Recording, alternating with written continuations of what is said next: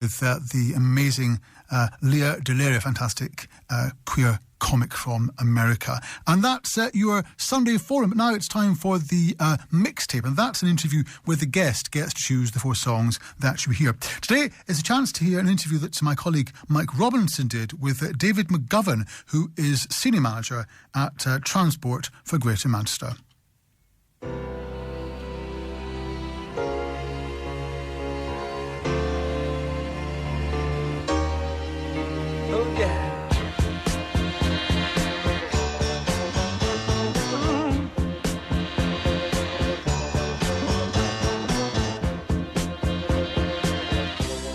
Don't know what I was waiting for, and my time was running wild, a million dead-end streets, and every time I thought I got it made, it seemed the taste was not so sweet. So I turned myself to face me, but I've never caught a glimpse how the others must see the faker. I'm much too fast to take that test. Changes. Turn and face the strain. Changes. Don't wanna be a richer man. Changes. Turn and face the strain. Changes. It's gonna have to be a different man. Time may change me, but I can't trace time.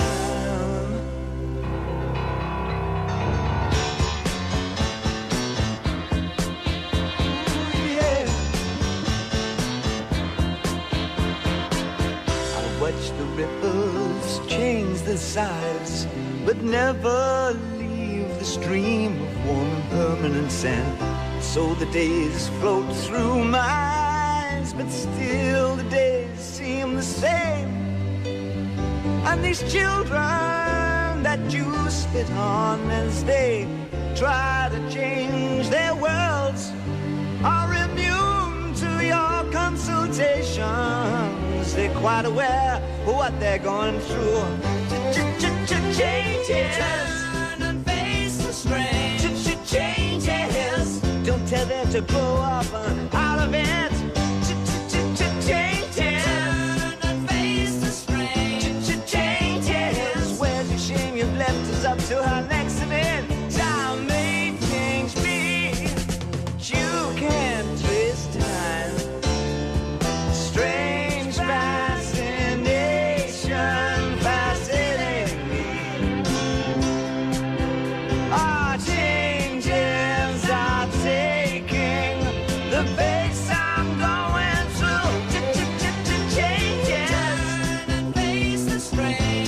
Changes. Oh, look out, you rock and rollers. Changes. Turn and face the strain. Changes. Pretty soon now you're gonna get older. Time may change me, but I can't trace time. I said that time may change me, but I can't trace time.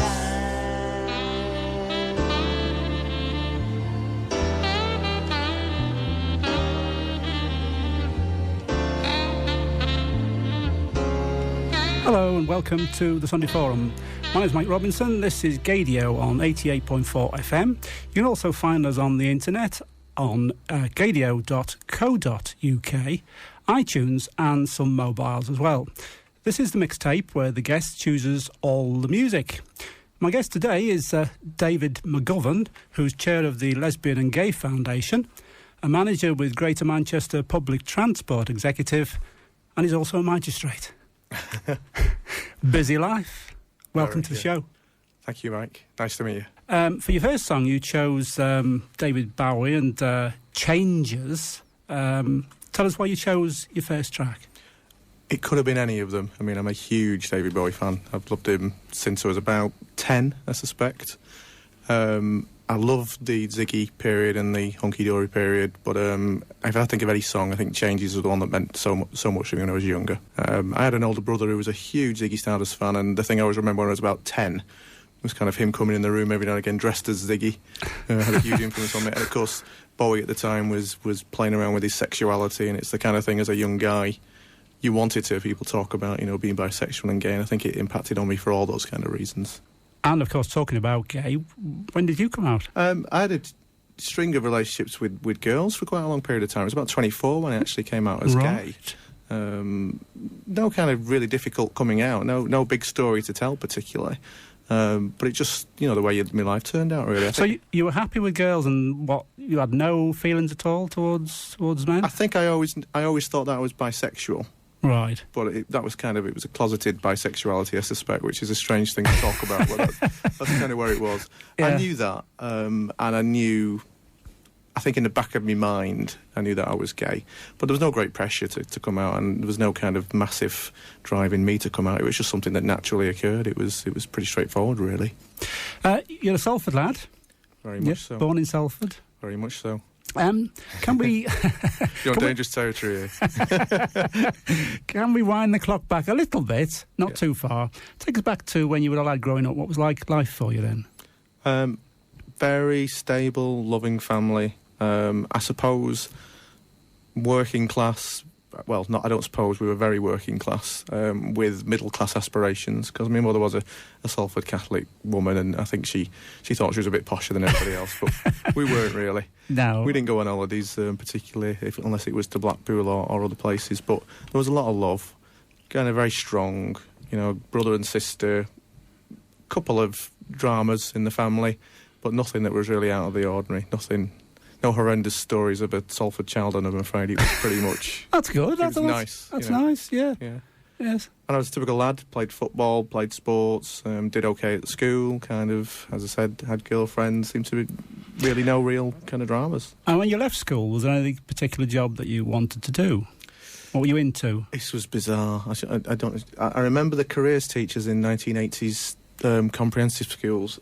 I don't think they were very good, but I won't call anybody particularly. Because I had a bit of... I started getting slightly more sensitive as I got slightly older, so the typical things you do when you're a teenager, writing stories and poetry and songs and thinking you're artistic.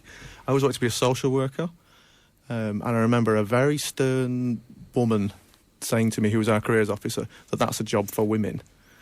And if you think about that in the context of today, that's unbelievable to hear somebody say that. But it's the kind of thing that stopped me from kind of pursuing that. It's unbelievable, isn't it, really, that?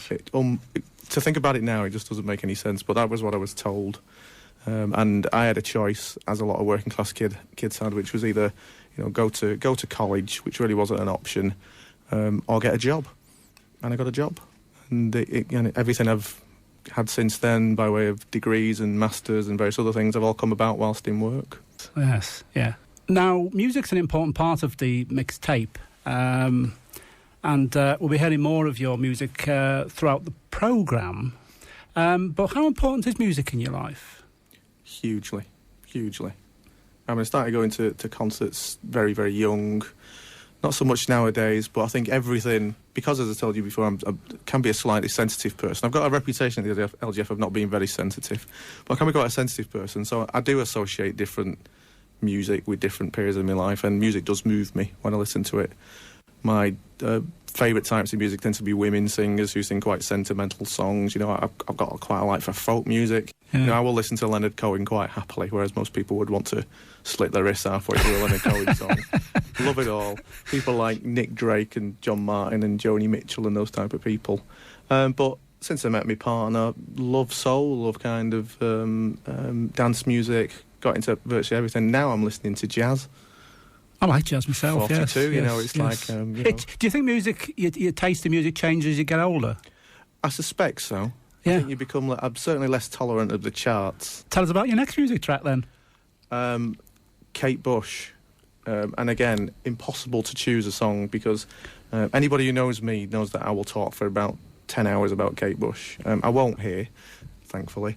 But I just think she's a genius. I think she's absolutely brilliant. I think everything she's ever done is fantastic. Writes everything, produces everything, plays lots of the instruments, and it's all an eclectic mess of, strange stuff that she does. I think she's possibly the most talented musician we've ever produced. And certainly after my Bowie phase and kind of getting into 86, 87, she'd released the album Hounds of Love, which I think is the greatest thing that's ever been made. I think it's a masterpiece. And I have no idea what to choose from Kate Bush, but Run Up That Hill is the one that everybody knows and the one thing that everybody likes. So I chose that.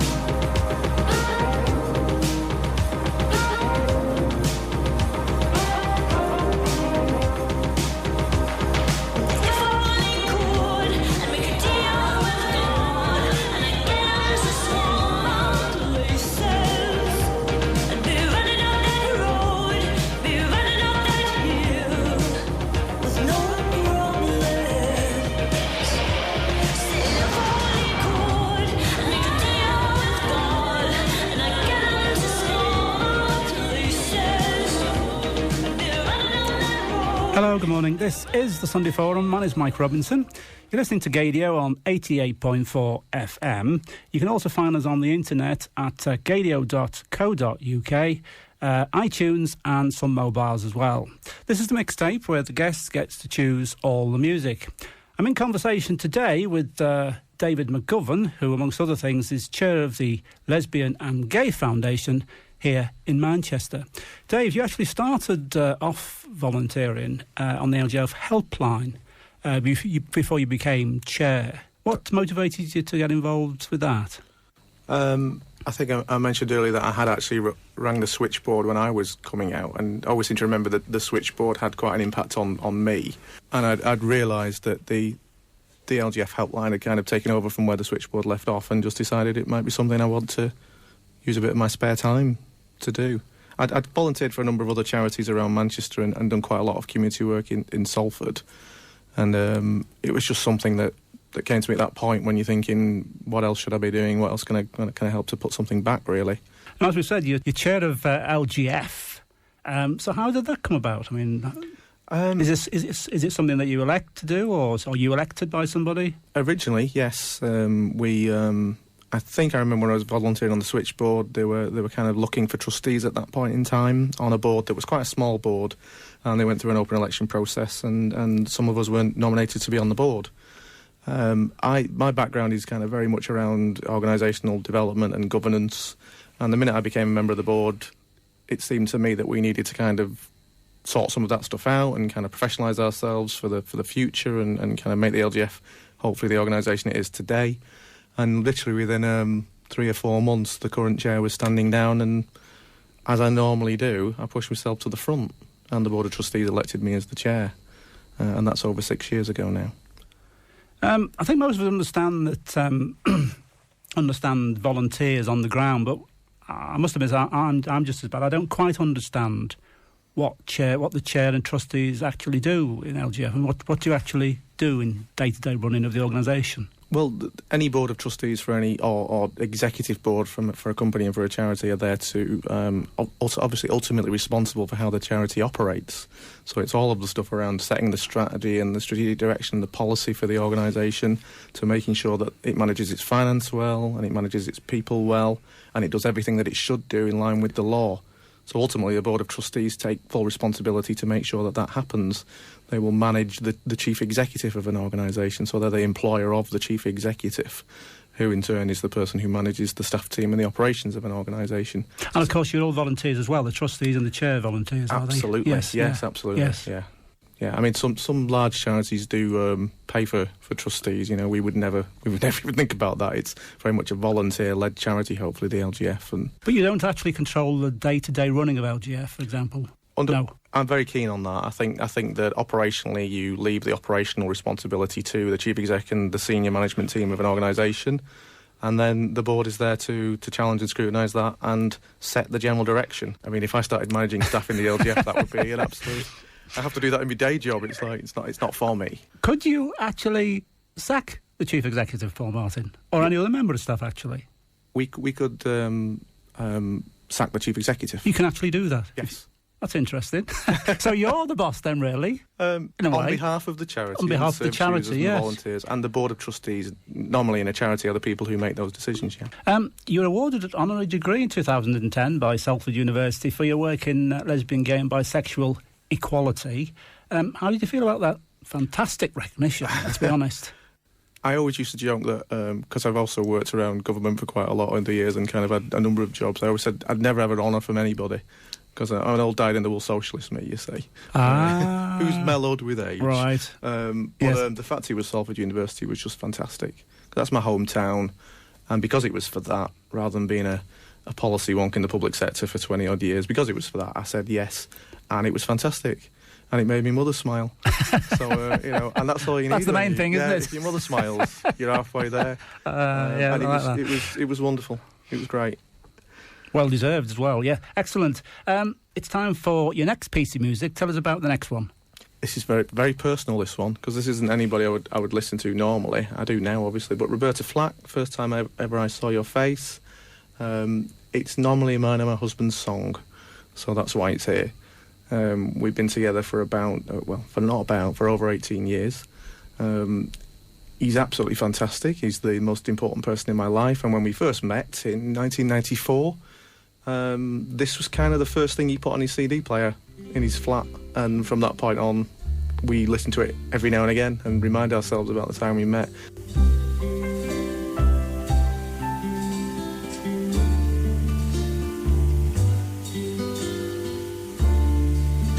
First time ever I saw your face,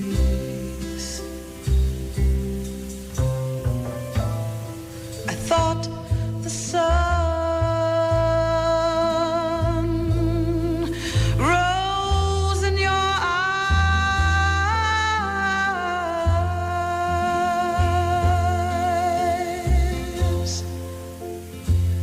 and the moon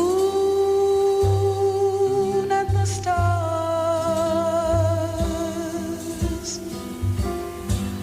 were the gifts you gave to the dark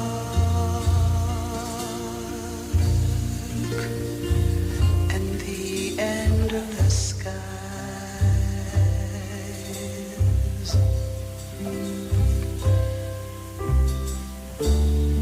And the first time ever I kissed your mouth, I felt the earth move in my hand,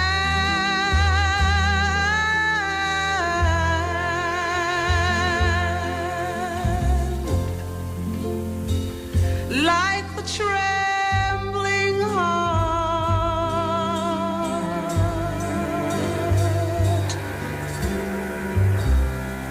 of a captive bird that was there at my command, my love. And the first time ever I lay with you, I felt your heart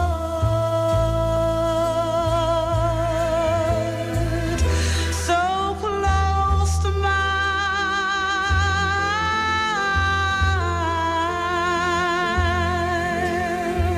and I knew our joy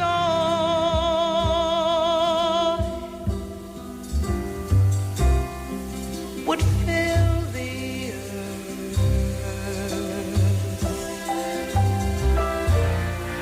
and last till the end of time,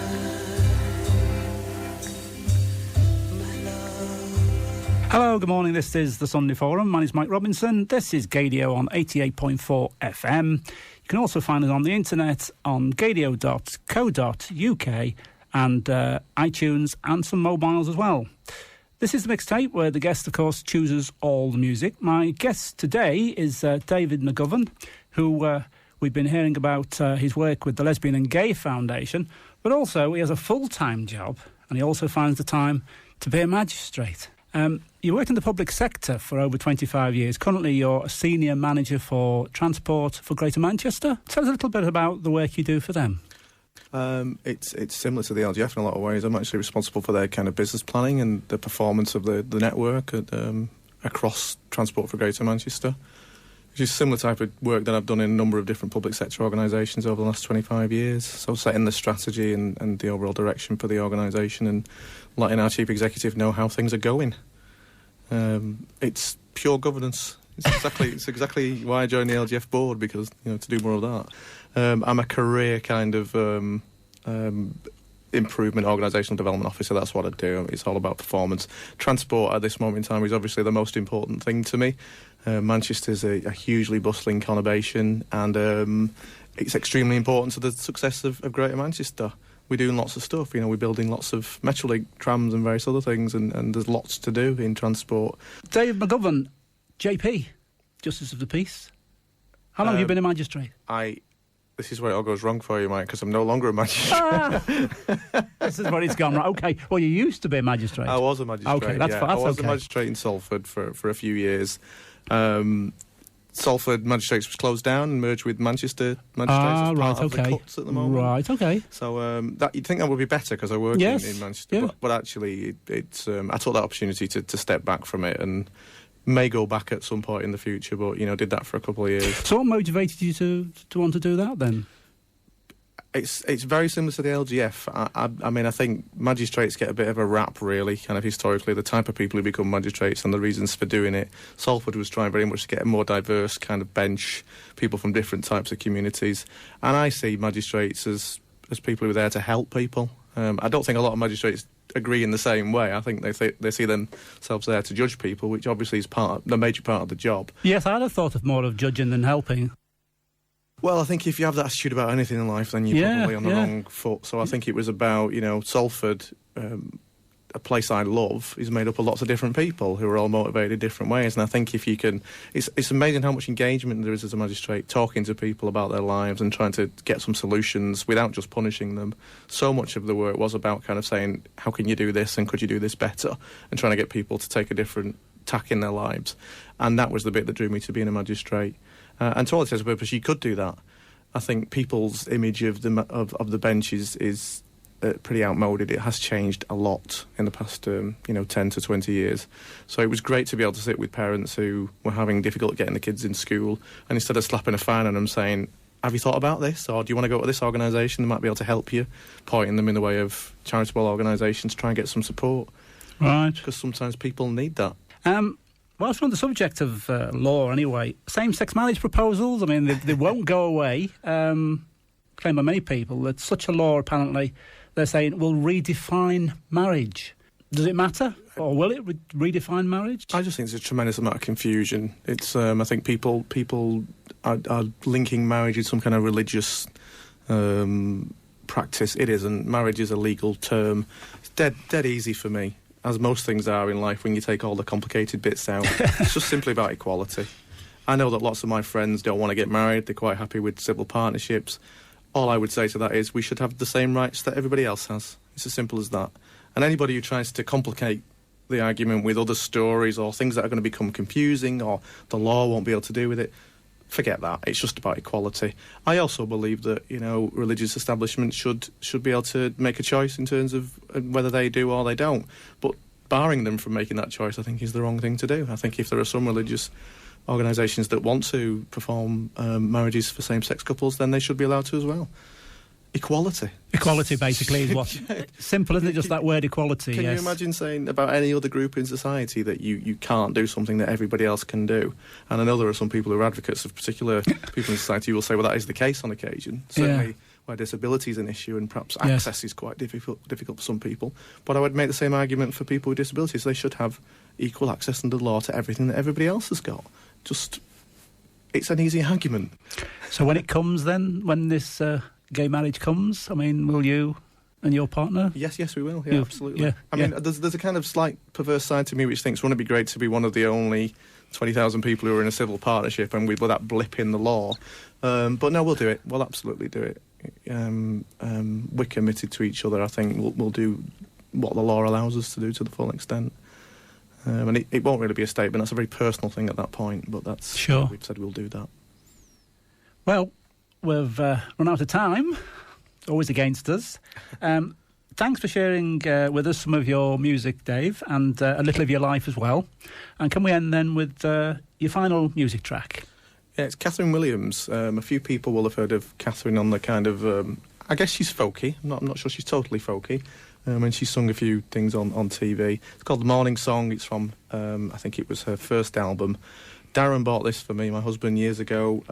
Every now and again when I hear the first lines, I think of him. It starts off with the words, "There's a mood on your mouth." I just think it's a great description of looking at someone's face first thing in the morning and knowing where they're at. And we listen to it every now and again, usually when we're on holiday for some strange reason. It's just a beautiful, beautiful song. There's a mood on your mouth, sparkles like a jewel. It's the morning, so you're going to be cruel with your quiet dismay. One more day that you just have to live through.